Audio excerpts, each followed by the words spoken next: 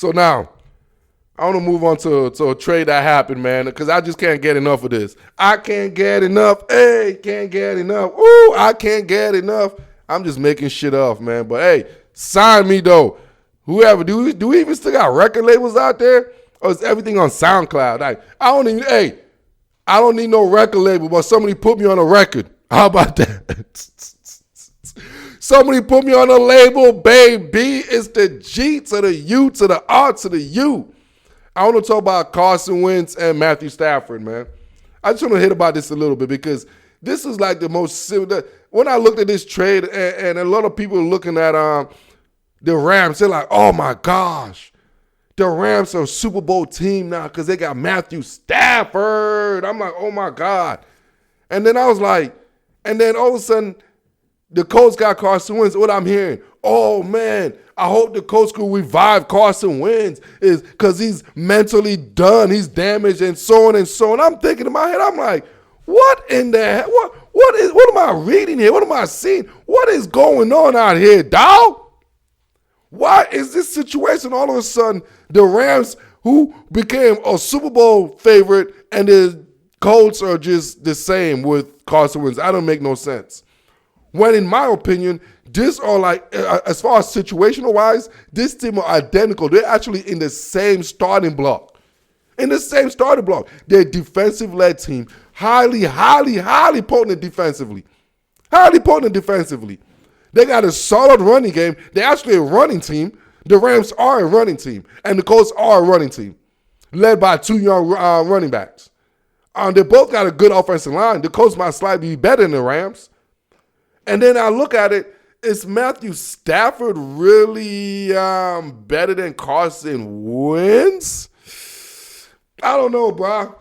I really don't know, man. I know you're like, Guru, you always hate on Matthew Stafford. I already know who's saying that to you. I see you, Tyler. Yeah, Tyler, you talk about, hey, you going to talk about Matthew Stafford. Yeah, my bet we still on, Tyler. We still got that bet on, bro, and I'm going to call your ass out. I'm calling your ass out now, in fact. Anyways, yeah, you always hate on Matthew Stafford. He's better than Carson Wentz. He was in Detroit. Like, Detroit didn't have nobody, blah, blah, blah. And I was like, yo, time the hell out, dog. Did y'all remember what Carson Wentz did, what, was it last season or 2 seasons ago? When he had practice squad guys for the whole second half of the season and still led that team to the playoff, dog? Like, did y'all remember? Because I don't even remember those guys' names, bro.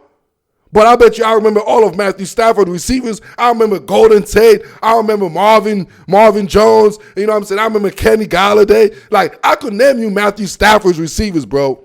Like, I could do that. But other than Zach Ertz, I don't even know who the hell the Eagles receiver they had 2 years ago when they went to the playoff, bro.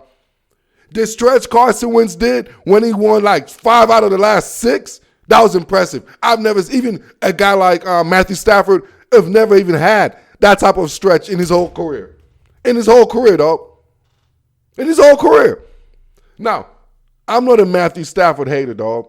And y'all know I'm not even about no stats because I don't care about no stats. The guru is about that analytics, dog, because the eye on the sky don't lie, because the stats lie, but the eye on the sky don't lie, bro.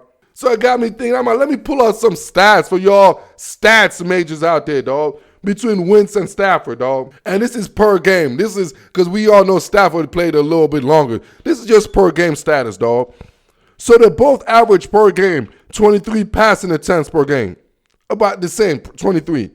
Stafford averaged about, 23 completion of attempts. Stafford averaged 37 attempts. Carson Wentz 36. You know what I'm saying? So basically about the same, right? But one thing that got me is Matthew Stafford now, average about, 273 yards.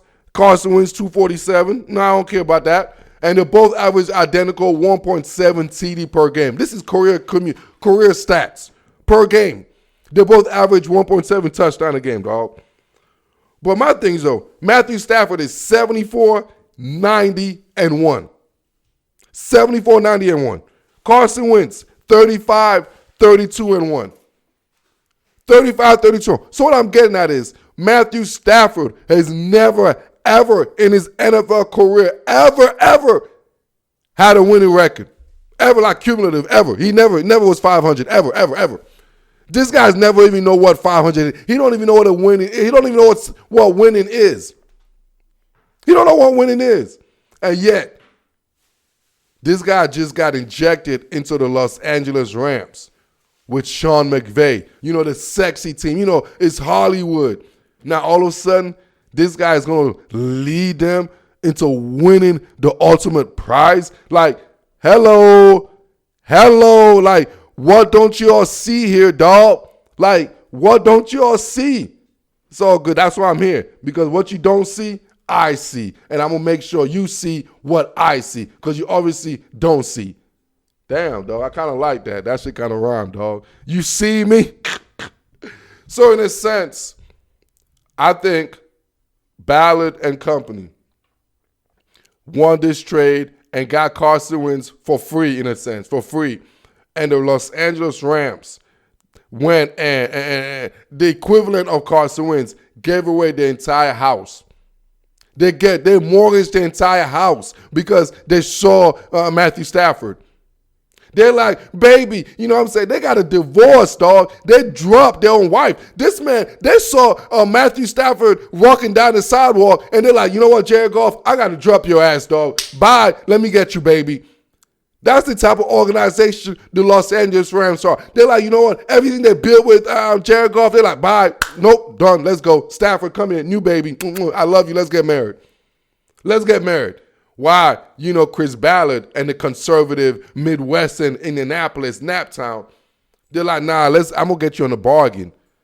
And they got Carson Wentz on a bargain. And that's how you run an organization, man. And we're going to take a quick break. And when we come back, we're going to talk about another organization I got to be questioning how to run, man. We got to discuss Dak and the Dallas Cowboys.